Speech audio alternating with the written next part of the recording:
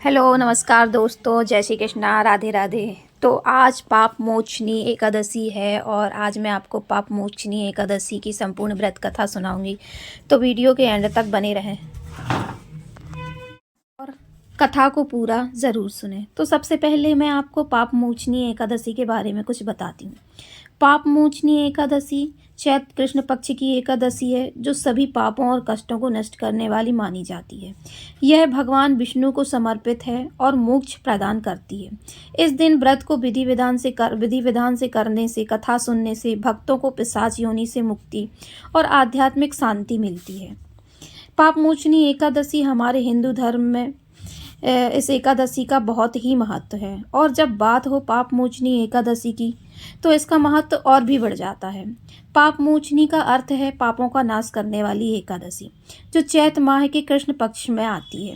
यह सभी 24 एकादशियों में अंतिम एकादशी मानी जाती है और यह जाने अनजाने में हुए पापों से मुक्ति दिलाती है।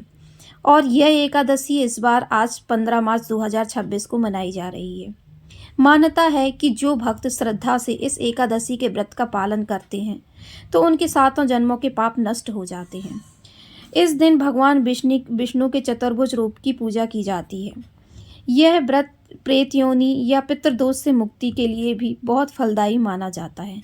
यह एकादशी होली और नवरात्रि के बीच आती है, जो आध्यात्मिक शुद्धि का विशेष समय है। एकादशी में पूजा को विधि विधान से करना चाहिए, तो आपको थोड़ी सी पूजा की विधि बता देती हूँ।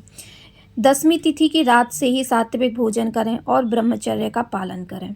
ब्रह्म मुहूर्त में उठकर स्नान करें, स्वच्छ वस्त्र पहनें और व्रत का संकल्प लें। भगवान विष्णु की मूर्ति को गंगा जल, चंदन, अक्षत और फूलों से पूजा करें। तुलसी दल अवश्य अर्पित करें, क्योंकि विष्णु पूजा तुलसी के बिना अधूरी है। पाप मोचनी एकादशी की व्रत कथा पढ़ें और सुनें और ओम नमो भगवते वासुदेवाय मंत्र का जाप करें। शाम को दीपदान करें और गरीबों को दान दें। तो ये पूजा की विधि है। अब मैं आपको इस एकादशी की संपूर्ण व्रत कथा सुनाती हूँ, तो कथा को पूरा अवश्य सुने। कथा को पूरा सुनने से ही पुण्य लाभ अर्जित होगा। तो चलिए आपको इस व्रत की संपूर्ण कथा सुनाते हैं। एक समय युधिष्ठिर ने पूछा, हे यदुनंदन, अब आप चैत्र मास की कृष्ण पक्ष की एकादशी का नाम तथा इस व्रत को करने की विधि क्या है, यह सब कथा महात्म्य सहित वर्णन कीजिए। भगवान श्री कृष्ण जी ने कहा, हे धर्मपुत्र, एक बार राजा मंधाता ने भी लोमस ऋषि से यही प्रश्न पूछा था। तब लोमस ऋषि ने कहा, हे राजन, चैत्र मास के कृष्ण पक्ष की एकादशी का नाम पाप मोचनी एकादशी है। इसका व्रत करने वाले के सभी पाप नष्ट हो जाते हैं। इस संबंध में तुम्हें एक कथा सुनाता हूँ। प्राचीन काल में चैत्ररथ नाम का एक सुंदर वसंत ऋतु युक्त वन था। उस वन में सभी गंधर्व कन्याएं विहार करती थीं और उसी वन में इंद्र भी अन्य देवताओं के साथ क्रीड़ा किया करता था। हे राजन, उसी वन में एक परम से भक्त मुनि मेधावी तपस्या किया करते थे। एक बार एक मंजू घोषा नाम की अप्सरा मुनि को मोहित करने के लिए मधुर स्वर से गाना गाने लगी। उस समय अमन भी शिव भक्त मेधावी मुनि पर विजय प्राप्त करने के लिए प्रयत्नशील थे। तब कामदेव ने मंजू घोषा अप्सरा के भ्रू को धनुष बनाकर कटाक्ष की प्रत्यंचा चढ़ा, उसके नेत्रों को सकेत बना और कुंचों को कुरी बना मंजू घोषा को सेना नायक बनाकर मुनि के ऊपर प्रहार किया। उस समय वह मेधावी मुनि हुष्ट पुष्ट तथा युवा थे और कामदेव के समान सुंदर प्रतीत होते थे। कामदेव के बस में होने वाली मंजू घोषा अप्सरा ने मधुर वाणी से धीरे धीरे वाणी पर गाना शुरू किया। वह मुनि भी उसके सौंदर्य एवं गायन पर मुग्ध हो गए। तब मंजू घोषा ने मुनि को कामदेव से पीड़ित और अपने ऊपर आसक्त जानकर जिस प्रकार लता वृक्ष से आलिंगन करती है, उसी प्रकार वह अप्सरा भी उसे मेधावी मुनि से आलिंगन करने लगी। मेधावी मुनि भी काम के वशीभूत होकर उस अप्सरा के साथ बहुत काल तक भोग करते रहे। एक दिन मेधावी मुनि से मंजू घोषा ने कहा, हे नाथ, अब मुझे बहुत समय यहाँ रहते रहते व्यतीत हो गया है। अतः आप मुझे स्वर्ग जाने की आज्ञा दीजिए। अप्सरा के ऐसे वचन सुनकर मुनि ने कहा, सुंदरी, तुम अभी और आज इसी संध्या को तो आई हो, अतः कुछ समय तक मेरे पास और ठहरो। प्रातः होते ही चली जाना। मुनि के आग्रह करने पर अप्सरा ठहर गई और कुछ काल वहीं रहकर भोग विलास किया। एक दिन फिर उस अप्सरा ने मुनि से स्वर्ग जाने की आज्ञा मांगी। मेधावी मुनि ने कहा, हे देवी, अभी तो कुछ भी समय नहीं हुआ है, अतः अभी कुछ देर के लिए और ठहर जाओ। अप्सरा ने कहा, हे मुनि, आपकी रात्रि का तो अंत होता नहीं दिखाई देता है। मुझे यहाँ आए हुए बहुत समय बीत गया है। मंजू घोषा के ऐसे वचन सुनकर मुनि को आत्मज्ञान प्राप्त हुआ और उन्होंने जब भोग विलास करने के समय का विचार किया तो 57 वर्ष 7 माह 3 दिन व्यतीत हो चुके थे। यह सोचकर मुनि उस अप्सरा को काल रूप समझने लगे। तब तो वह अपनी सारी तपस्या नष्ट हुई जानकर इस अप्सरा की ओर क्रोधित हो देखने लगे और उनके होंठ कांपने लगे और समस्त इंद्रियां थरथराने लगीं।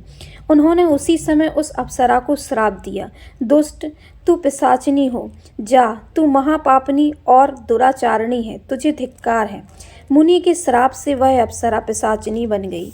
तब उसने मुनि से कहा, हे मुनि, अब आप क्रोध का परित्याग कर प्रसन्न हो जाइए और इस श्राप के निवारण का उपाय कीजिए। इतनी बात सुनकर मुनि ने शांत भाव से कहा, अरे दुष्ट, तूने मेरा सारा तप नष्ट किया है, परंतु फिर भी मैं तुझे इस पाप से मुक्ति पाने का उपाय बताता हूँ। तू चैत्र माह की कृष्ण पक्ष की पाप मोचनी एकादशी का व्रत कर। इसके करने से तेरी यह पिशाचिनी की देह छूट जाएगी और तुमको मुक्ति मिलेगी।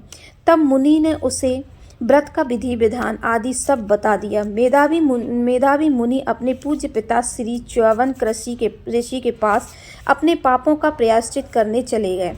च्यवन ऋषि अपने पुत्र को देखकर बोले, पुत्र, तूने यह क्या किया? तेरे समस्त तप का अंत हो गया है।